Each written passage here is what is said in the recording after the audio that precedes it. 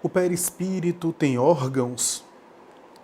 Essa questão é uma questão muito discutida e muito ventilada entre os espíritas. É uma questão que divide opiniões, portanto, eu vou aqui fazer a consideração daquilo que eu entendo da obra kardeciana e outros espíritas podem fazer uma consideração diversa da minha, distinta da minha, que aliás é muito válida, que aliás nós respeitamos profundamente, né? Temos na doutrina espírita essa possibilidade de liberdade de pensamento e de consciência a respeito de pontos que não necessariamente estão totalmente fechados ou que não são abordados de maneira frontal na codificação.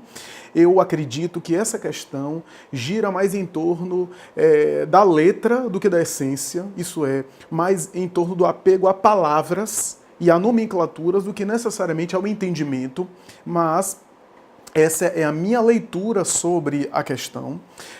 Outros espíritas pensam de outra forma e é válido, eu respeito profundamente, mas tenho o direito de pensar diferente.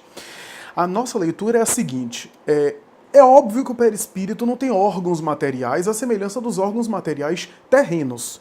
Até porque, se o espírito tivesse órgãos materiais, seriam vistos esses órgãos materiais a olho encarnado, pelo olho encarnado. Então o espírito não possui órgãos materiais na acepção biológica do termo, na conceituação fisiológica da medicina tradicional, das ciências acadêmicas. Isso é tão óbvio que não deveria nem ser ponto de discussão. O espírito, o perispírito, como é uma realidade de uma outra natureza que é biológica, é claro que não tem órgãos biológicos. Agora, isso não significa dizer que André Luiz, em nossa forma de entender, está equivocado quando menciona realidades anatômicas e fisiológicas, entre aspas, no perispírito. Não quero dizer com isso que André Luiz está errado. Para mim, André Luiz está correto e não contraria o postulado da codificação, quando Kardec, em alguns momentos, fala que o espírito não tem órgãos materiais e é desprovido de órgãos materiais. André Luiz não está falando diferente. O que André Luiz está examinando, esmiuçando e aprofundando é o entendimento energético do perispírito, dizendo que, em algum nível, se o perispírito dá a ideia de forma ao espírito, Kardec que falou isso, e se o perispírito é que dá a aparência ao espírito, da mesma forma que, e Kardec examinou isso no Livro dos Médiuns, o espírito aparece com cabeça, o espírito aparece com tronco, o espírito aparece com vestimenta, o espírito aparece com trajes, com acessórios como óculos, como a tabaqueira, que Allan Kardec menciona em O Livro dos Médiuns. Se o espírito aparece com essas características que são de forma, de aparência, características essas que são proporcionadas pelo perispírito, porque o perispírito que dá a ideia de forma, portanto é uma realidade que é a semelhança do corpo para o homem, o perispírito é o corpo do ser espiritual, né? Daí o apóstolo Paulo chamava de corpo espiritual, daí a tradição espiritual em vários momentos chamou o perispírito de corpo da alma, de corpo do espírito, de corpo espiritual, de corpo astral, é portanto um corpo, entre aspas, com todo cuidado no uso da palavra corpo. É claro que não estamos dizendo que é um corpo biológico, é óbvio isso, é até desnecessário comentar isso, mas o perispírito tem uma realidade energética.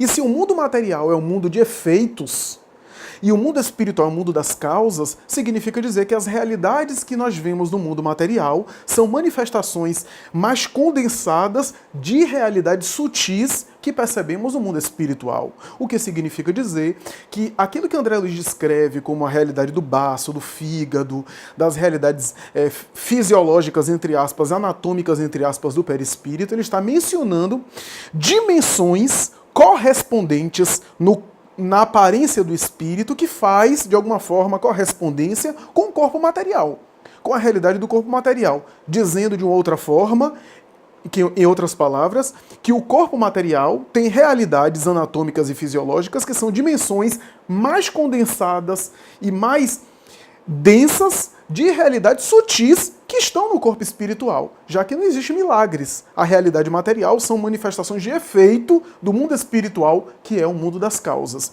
Então, quando André Luiz fala dos órgãos psicossomáticos, como ele às vezes menciona o perispírito, né? Veículo psicossomático, esses órgãos ou essas realidades, ele está utilizando uma nomenclatura que é conhecida de nós, órgãos, conhecida nossa no mundo terreno, no mundo material, para mencionar dimensões anatômicas, entre aspas, fisiológicas, entre aspas, porque o corpo espiritual ou perispírito é matéria. Kardec diz isso. Se é matéria, tem uma realidade específica e uma realidade que tem uma espécie de fisiologia, aspas, né, quântica, anatomia quântica, se a gente quiser, né, tem uma realidade, um funcionamento energético. Agora, é claro que não são órgãos materiais, órgãos da biologia, que tem realidades aí que nos escapam à compreensão.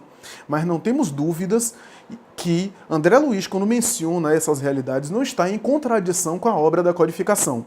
Não está em dissonância com o pensamento kardeciano quando aborda a ausência de órgãos no ser espiritual. Então o espírito, com o seu perispírito ao desencarnar, está numa realidade mais sutil. Mas se ele revela que tem cabeça, que tem olho, que tem movimentos, que tem os braços, na realidade da literatura mediúnica que é mencionada entre os espíritos, é claro que não há por que não haver também elementos e órgãos que funcionam de uma forma diferente no mundo espiritual, é claro.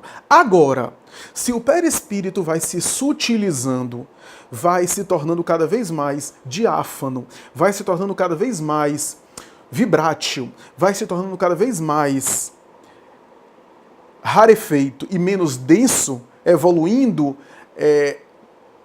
em consonância com o espírito, né, acompanhando a evolução do espírito, se por acaso existem situações muito evoluídas de espíritos muito transcendentes, onde o seu perispírito já não guarda essas semelhanças com as realidades fisiológicas e anatômicas do mundo material e não guarda a forma humana, que Kardec chega a mencionar que a forma humana é uma forma mais ou menos geral, entre os globos, inclusive, se há um nível evolutivo em que o espírito perde essa aparência, essa forma humana, e não tem mais essas realidades que fazem correspondência com os órgãos materiais, aí é outra coisa que nós não sabemos e não temos ainda condição de avaliar, não temos ainda conhecimento suficiente, nem dados, nem informações suficientes para afirmar ou para negar.